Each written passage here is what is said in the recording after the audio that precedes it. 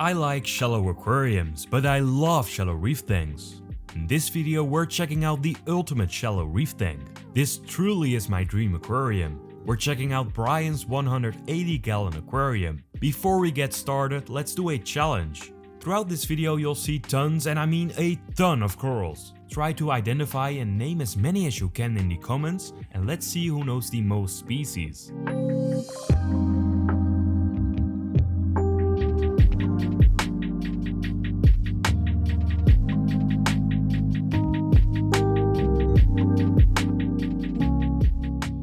Measuring 2 meters by 1 meter by 35 centimeters in height, this shallow aquarium provides a ton of space to start a cool coral collection.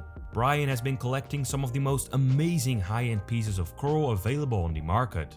Unfortunately, he's taking this aquarium down, which is partly the reason for my visit, but more on that later. This guy has an insane fish room. The big shallow reef tank is connected to 2 other aquariums which are also filled to the rim with corals, mainly big Montipora plates and leather corals. The total system is around 3,500 liters or roughly 900 gallons. But today we're focusing on this display, the shallow reef, which has a volume of roughly 180 gallons, not even taking into account the big filtration unit underneath it. Since this tank is connected to 2 other aquariums, it needs some powerful pumps and filtration. During the night, a big refugium connects to the filtration setup. Refugiums are dedicated chambers designed to grow macroalgae as a means of filtering the water. As the algae grows, they will uptake nitrates and phosphates from the water. Too many nitrates and phosphates can lead to algae problems, among other things. Brian uses 2 protein skimmers, namely the Bubble King Mini 200 and the Bubble King 300 Deluxe.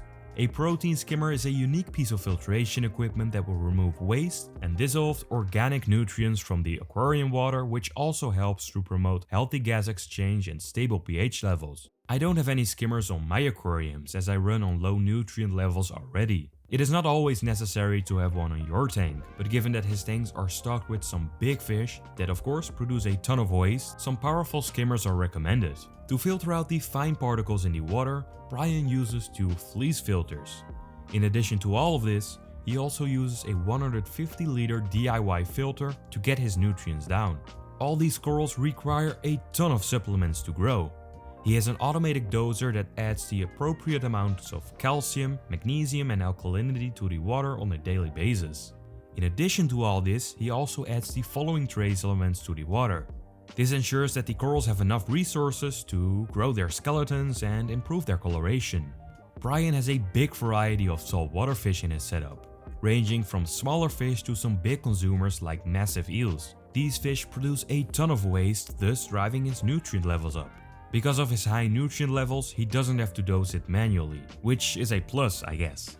He uses a 300 watt UV light which emits ultraviolet light rays into the water, which can effectively damage the DNA of harmful bacteria, parasites and algae, which then reduces the proliferation of these pests in the aquarium itself. He also uses an ozone unit on this setup, which greatly aids in maintaining good water quality. Depending on the levels of ozone, it can remove toxins, help with parasites and issues like ick, increase water quality and increase water clarity, which will then make the most of your reef tank lighting. But before we check out the lighting, make sure you are subscribed to this channel and don't forget to give this video a thumbs up. On this big tank he uses 9 LED fixtures, 3 Philips coral cares and 6 Reef Factory LED bars. These 9 lights provide enough for all the beautiful SPS corals to grow. The entire system is operated through an Apex unit and monitored using a Mastertronic and Alcatronic. Brian told me that he is extremely busy with work and his other hobbies, and maintaining all these aquariums takes a lot of time, money and effort. Because of this, he plans to sell all of his corals and build a big indoor saltwater pond for his fish. He already has a big swimming pool set up in this room with some puffers, eels and other monster fish. But he wants to upgrade, and that's why he's selling all his other tanks.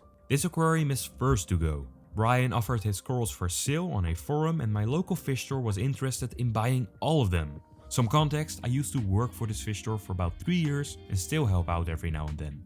It's a great place and they have a lot of animals. We are excited that these corals will soon be available to other hobbyists. This is going to be a massive project and we have to be very careful ensuring the health of these living creatures. I will keep you informed on this process on Patreon. I think it's really impressive to see what Brian has accomplished in just 2 years. The red and green Montiporas have grown into enormous plates and a lot of corals are growing alongside each other. Some of these corals are still smaller sized frags, which is either because he added them recently or because they are very slow growers. There are so many corals in this aquarium, and to be honest, there are too many to count them. I can't wait to find out how many frags are actually in here when we carefully tear down this aquarium. In the beginning of this video I mentioned a fun challenge, and I really hope you were able to keep track of all these species you saw during this video. So let us know your answers in the comments. For now, I hope you enjoyed this video and please let me know what you think of this setup. Thanks for watching.